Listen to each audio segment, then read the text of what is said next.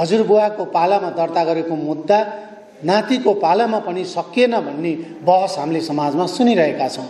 आरोग्य दिवस मनाएको र आगामी वर्ष 2027लाई आरोग्य वर्षको रूपमा घोषणा पनि गरिसकेको र आरोग्य नीतिमा पनि काम भइरहेको बेलामा यहाँहरूले जुन कार्यक्रम आयोजना गर्नुभएको छ, म आयोजक संस्थालाई र विशेष गरी चन्द्रागुरी नगरपालिका मेयर साहब, उपमेयर साहब लगायत यहाँको सबै वडाका वडाध्यक्षज्यूहरू जो जनप्रतिनिधिले यसलाई संरक्षण गर्नको लागि, यसलाई उत्साह प्रदान गर्नको लागि जुन साथ सहयोग दिनुभएको छ, त्यसमा म जनप्रतिनिधि साथीहरूलाई धन्यवाद दिन चाहन्छु। सबैभन्दा महत्त्वपूर्ण कुरा त यो गाउँ, यो ठाउँ, जो यो बस्ती, यहाँको वरपर बसोबास गर्नुहुने दाजुभाइ तथा दिदीबहिनीहरू जसले यसलाई आफ्नो एउटा स्थानमा संरक्षण दिनको लागि जुन साथ दिनुभएको छ र यो यहाँको लागि आवश्यकता हो, त्यसको लागि अबको हाम्रो दैनिकीको लागि, विशेष गरी स्वस्थ रहनको लागि यो आवश्यकता हो भन्ने जुन हामीलाई महसुस हुँदै गएको छ, यो अत्यन्तै महत्त्वपूर्ण कुरा हो। हामी रोग लागेपछि रोगको उपचार भन्दा पनि रोग लाग्नुबाट नै सचेत हुनु भनेको चाहिँ अहिलेको साँच्चै नै महत्त्वपूर्ण पछिल्लो समयको हाम्रो खानापान, हाम्रो दैनिक, हाम्रो कार्यव्यस्तता, स्ट्रेस, हाम्रो अभावहरू, राज्य र राज्यले जनतालाई दिएको सेवा सुविधा, यावत कुरा, विकासको कुरा, अन्तर्राष्ट्रिय स्तरमा भएको प्रविधिको एकदमै फास्ट ग्रोइङ, एकदम छिटो भइराखेको छ, तर हामी त्यसलाई फलो गर्न नसकिरहेको हाम्रा नीतिहरू, हाम्रा कानुनहरू, हाम्रा नेतृत्वहरू, यावत कुरालाई हेर्दै गर्दाखेरि यहाँले सुरुवात गर्नुभएको यस्ता महत्त्वपूर्ण कार्यक्रमले पक्कै पनि एउटा शुभ सन्देश सानो सानो नानी बाबुहरू पनि हुनुहुन्छ जसले अब हाम्रो भविष्य कसरी हामी अगाडि बढ्दैछौँ, हाम्रो अभिभावकहरूले हामीलाई के छोडेर जाँदै हुनुहुन्छ, हामीलाई कस्तो शिक्षा दिँदै हुनुहुन्छ भन्ने विषयहरू यस्ता कार्यक्रमले साँच्चै नै महत्त्व राख्छ। त्यस कारणले संयोगले आज शनिबारको दिन पनि र अलिकति समय निक्लेर म आफू पनि उपस्थित हुन पाएँ, त्यसको लागि मलाई बोलाइदिनु भयो, धेरै धेरै धन्यवाद दिन चाहन्छु। मैले के बोल्ने अथवा मैले के कमिटमेन्ट गर्ने भन्दा पनि यहाँहरूले जुन सुरुवात गर्नुभएको छ, विशेष गरी यो ठाउँ आफैमा हामीले यता आयुर्वेदिक अस्पतालको पनि कुरा गऱ्यौँ र आफैमा यो एउटा रिसोर्ट जसले यसको आफ्नो छुट्टै सन्देश पनि दिइरहेको छ, न कि यो एउटा व्यावसायिक रूपमा मात्र यसलाई हेर्न सकिँदैन, यसले समाजमा एउटा नयाँ सन्देश दिन कोसिस गरिरहेको छ। त्यस कारणले अब हामीले गर्ने, हामीसँग जे चिज छ हामीले त्यही नै बेच्ने हो। त्यस कारणले अरेबियन देशहरूमा तेल थियो, तेल बेचेर उहाँहरू धनी हुनुभयो भने हामीसँग भएको चिज हामीले बेच्ने हो। हामीसँग संस्कृति, सम्पदा, हामीसँग यस्तो प्रकृतिको सौन्दर्यताहरू छ जसलाई हामीले संसारलाई बेच्न सक्छौँ। संसारलाई बेच्न पनि यसरी सक्छौँ कि खुसीको साथ उहाँहरूले हामीलाई लगानी गर्न सक्नुहुन्छ, हामीसँग त्यो किन्न सक्नुहुन्छ। फेरि बेचेर कहिल्यै नसकिने चिज हामीसँग छ, जुन चिज संसारमा भएका धेरै प्रोडक्सनहरू, धेरै चिजहरू, उत्पादनहरू सकिन्छ, तर हामीसँग त्यस्तो चिज छ कहिल्यै सकिँदैन। तर त्यो सधैँ झन्झन महँगो मूल्यमा बिक्री गर्न सक्छौँ हामी। मात्रै हाम्रो नियत सफा हुनु पर्यो, हाम्रा नीतिहरू राम्रो हुनु पर्यो, हाम्रा विधि सिद्धान्त, हाम्रा यसका इतिहासहरू पल्टाउनु पर्यो र यसमा विज्ञता हासिल गर्ने व्यक्तित्वहरूलाई सम्मान दिँदै उहाँहरूलाई सदुपयोग गर्नु पर्यो। त्यस कारणले म यहाँहरूलाई जुन कार्यक्रम आयोजना गर्नुभयो, जसले जे सन्देश दिन खोज्नु भएको छ, यसको लागि म हृदयदेखि धन्यवाद दिन चाहन्छु। अब नीति निर्माणको ठाउँमा, कानुन निर्माणमा पक्कै पनि हामीले यो देशलाई अब पक्कै पनि समृद्ध बनाउनु भन्दा विकल्प छैन। हामी त्यसको लागि अहिलेको जनताले जुन किसिमको म्यान्डेट दिएर सरकार बनाउने एउटा वातावरण बनाएको छ, यो जनताको ठुलो आशा, अपेक्षा र भरोसाको साथ भएको छ। त्यसकारणले यसलाई एक इन्च पनि दायाँ बायाँ नगरिकन, जनतामाथि अन्याय नगरिकन सरकारले काम गर्नुपर्नेछ, जुन कार्यपालिकाको जिम्मेवारी सम्माननीय प्रधानमन्त्रीज्यूले लिनुभएको छ। त्यसै गरी न्यायपालिका र मैले जिम्मेवारी लिएको व्यवस्थापिका।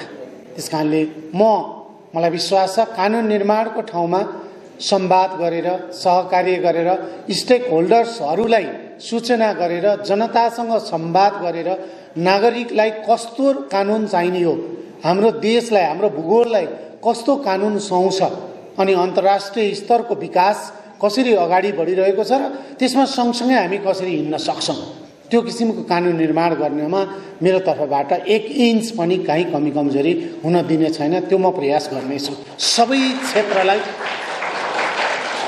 क्षेत्रलाई समेटेर कानुन एउटा मात्रै क्षेत्रको लागि बनाइदैन। त्यो स्वास्थ्यको होला, शिक्षाको होला, सामाजिक विकासको होला, भौतिक विकासको होला। त्यसकारणले यो सबै क्षेत्रलाई मध्यनजर गरेर र सबै स्टेक होल्डर्सहरूलाई, सबै जसले त्यो कानुन प्रयोग गर्ने हो उहाँहरूसँग संवाद गर्दै उहाँहरूलाई आवश्यकताको आधारमा अहिलेको प्रविधिलाई सुहाउँदो, हाम्रो देशको भूगोललाई, हाम्रो माटोलाई सुहाउँदो, हाम्रो प्रकृतिलाई सुहाउँदो कानुन बनाउने जिम्मेवारी मेरो नेतृत्वमा छ भने त्यसै गरी मैले आशा गरेको छु न्यायालय अब साँच्चै नै न्यायालय जस्तो हुनेछ भन्ने हाम्रो अपेक्षा हो। न्यायालयले साँच्चै नै न्याय दिइरहेको कुरामा जनतालाई शङ्का छ, नागरिकहरूलाई पीडा छ। हजुरबुवाको पालामा दर्ता गरेको मुद्दा नातिको पालामा पनि सकिएन भन्ने बहस हामीले समाजमा सुनिरहेका छौँ। त्यसकारणले मलाई यहीँबाट म सन्देश दिन चाहन्छु, न्यायालयले त्यो कुरा बिर्सिएर आगामी दिनमा जनताको अपेक्षा, आशा, भरोसा र जुन जनताको छिटो हामीभन्दा सानो सानो नानी बाबुहरू हामीभन्दा धेरै जान्ने बुझ्ने भइसकेका छ भन्ने कुरा हाम्रा संयन्त्रहरूले पनि बुझेर न्यायालयले त्यही अनुसार न्याय सम्पादन गर्ने कुरामा मलाई विश्वास छ। त्यसै गरी कार्यपालिकाले सम्माननीय प्रधानमन्त्रीज्यूको अहोरात्र खटाई, उहाँको प्रयास, उहाँको कोसिस र सबै मन्त्रालयमा मन्त्रीहरूको, त्यसै गरी कर्मचारी मित्रहरूले हामी संसारलाई सबैतिरबाट हेर्दाखेरि ब्युरोक्रेसी भनेको चाहिँ पर्मानेन्ट गभर्मेन्ट हो। ब्युरोक्रेसीले राम्रोसँग काम सञ्चालन गर्न नसकेसम्म जस्तोसुकै नेतृत्व पनि फेल हुन सक्छ। त्यसकारणले ब्युरोक्रेसीप्रति, कर्मचारी तन्त्रप्रति मेरो सम्मान छ। उहाँहरूले नै यो देशलाई, यो देशको नीति, नियम, सिद्धान्त, विधिलाई कार्यान्वयन गर्नको लागि उहाँहरूले अहोरात्र खट्नु भएको छ। आफ्ना अनेकौँ अभावहरूलाई पनि पछि राखेर आफ्ना परिवारका दुःख, आफ्नो व्यक्तिगत दुःख यी सबलाई छोडेर आफ्ना खुसीहरूलाई बिर्सिएर कर्मचारीहरूले जुन किसिमको कोसिस गरिरहनु भएको छ त्यसलाई निरन्तरता र उहाँहरूमाथि उहाँहरूको मनोबल बढाउने किसिमको नीति नियम बनाउनमा, कानुन निर्माण गर्नमा मेरो तर्फबाट त्यसमा कोसिस हुनेछ। र त्यसै गरी जनताबाट जुन किसिमको विश्वास हामीले अहिले प्राप्त गरेका छौँ, म नागरिकहरूलाई, संसारभरि रहनुहुने नेपालीहरूलाई म स्वदेशमा बसेर अहोरात्र दुःख गर्ने तमाम दाजुभाइ तथा दिदीबहिनीहरूलाई मेरो अनुरोध के हो भने कहिलेकाहीँ धैर्यता आवश्यकता हुन्छ। सायद योग, मेडिटेसन, आरोग्य, हाम्रो यस्ता खानापिनाले पनि यस्तै कुरा सिकाउँछ होला। हामी धेरै एकदम आक्रामक हुने किसिमको खानापिना पनि सायद योगले सिकाउँदैन, आरोग्यले सिकाउँदैन। त्यसकारणले हाम्रो लबाइ, हाम्रो खुवाई, हाम्रो दैनिक दिनचर्याहरू पनि योगले, मेडिटेसनले, आरोग्यले शान्तितर्फ, पिस हामी त्यतातर्फ सिकाउँछ भन्ने मलाई लाग्छ। त्यसकारणले जनताहरूलाई, नागरिकहरूलाई, सबै देशैभरिका मतदाताहरूलाई मेरो अनुरोध चाहिँ के हो भने हामी कानुन निर्माणमा केही समय लाग्न सक्छ, कार्यपालिकाले आफ्नो कार्य सम्पादन गर्नेमा केही समय लाग्न सक्छ, न्यायपालिकाले आफूलाई ट्र्याकमा लिएर गएर न्याय सम्पादन गर्न केही समय लाग्न सक्छ। त्यसकारणले नआत्तिकन, नहत्तारिकन, दुखी नभइकन सबै क्षेत्रलाई, निजी क्षेत्रदेखि विद्यार्थी भाइ बहिनीदेखि सबै क्षेत्रको साथीभाइलाई केही समय सरकारले गर्दैछ, कानुनहरू बन्दैछ, न्यायालयले न्याय राम्रोसँग सम्पादन गर्दैछ भनेर विश्वास गरिदिनको लागि म विनम्रताको पूर्वक अनुरोध गर्न चाहन्छु। किनभने हामीले त्यो कहिलेकाहीँ गाडीमा राखेको सायरी जस्तै छिट्टो गए भन्न सकिन्न, बिस्तारै गए पक्कै पुगिन्छ भने जस्तै हामी देश निर्माण गर्नलाई, कानुन बनाउन, हामी कार्य सम्पादन गर्न अलिअलि समय लाग्छ। कता कता हतारिएको जस्तो, भर्खरै भएन, किन भएन, अझै हुनुपर्ने, हुनै पर्थ्यो यो मान्छे आएपछि त भन्ने किसिमको आतुर पनि देखिन्छ। त्यसकारणले चाहिँ मलाई लाग्छ आजको यो कार्यक्रम र आज हामी जे बहस गर्दैछौँ यसले चाहिँ त्यस्तो अलि सिकाउँदैन। यसले चाहिँ बिस्तारै जाउँ, बिस्तारै खाउँ, पानी पनि चपाएर पिउँ, त्यसपछि हाम्रो बसाइ, हाम्रो उठाइ, हाम्रो सुताइ, अघिको हाम्रो कलाकार मित्रहरूले देखाउनु भएको उहाँहरूको बडी स्ट्रक्चरको उहाँको त्यो मुभमेन्ट, यसले सबैले हामीलाई चाहिँ शान्तितर्फ, पिस, हामी त्यतातिर जान्छ भन्ने मलाई लाग्छ। त्यस कारणले मलाई बोलाइदिनु भयो, आफ्नो केही कुरा राख्ने मौका दिनुभयो र तपाईँहरूसँग आफ्ना भलाकुसारी, आफ्ना केही गुनासाहरू पनि राख्ने मौका दिनुभयो। त्यसको लागि म धन्यवाद दिन चाहन्छु।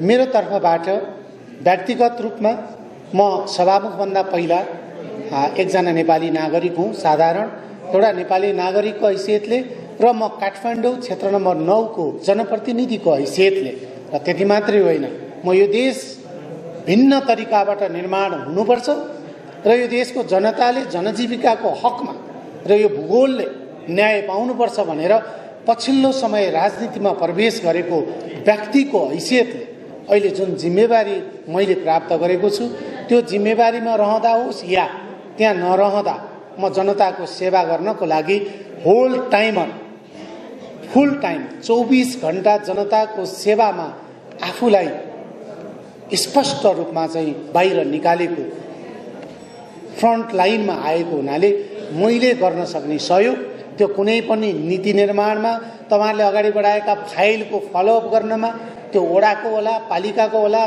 टोलको होला, जिल्लाको, प्रदेशको, सङ्घको कुनै पनि ठाउँमा काम गर्नको लागि म सभामुखको चेयरमा रहेको भन्दा बाहेक समय अरू कुनै पनि काम गर्न सक्छु, पाउँछु। त्यो मलाई कुनै संविधानको कुनै धाराले रोकेको छैन। त्यसकारणले सभामुख भयो, अब केही पनि गर्न पाइँदैन, भन्न पाइँदैन, सुनाउन पाइँदैन, जान पाइँदैन, भेट्न पाइँदैन भन्ने नसोच्नु होला। त्यो कुर्सीमा बसेको समयभन्दा बाहेक म तपाईहरु जस्तै साधारण नागरिक हुँ र तपाईहरुसँगै मिलेर यो देश निर्माण गर्ने र हुर्कँदै गरेका ती भाइ बहिनीहरूलाई हामीले केही छोडेर जाने एउटा त्यो प्रतिबद्धताको साथ राजनीतिमा प्रवेश गरेको हुनाले पनि तपाईहरुको साथ र सहयोगको अपेक्षा गर्दै आफ्नो मन्तव्य अन्त्य गर्दछु। नमस्कार।